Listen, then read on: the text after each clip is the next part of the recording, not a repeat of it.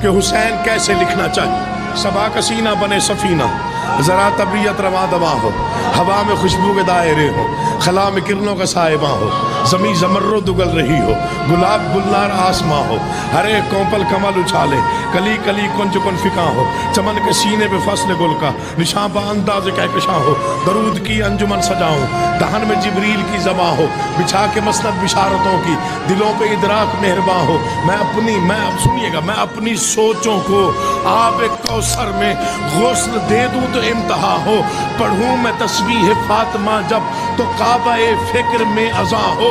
अगर ये सब कुछ मिले तो मदहे शहनशाह मशरिकैन लिखूं, हया की तख्ती पे अपनी पलकों से फिर मैं लफ्ज़े हुसैन लिखूं।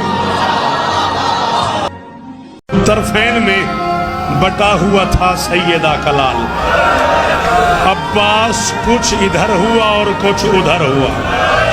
गाजी की लाश देख के शब्बीर ने कहा, नाना हमारे पास भी शक्कुल कमर हुआ।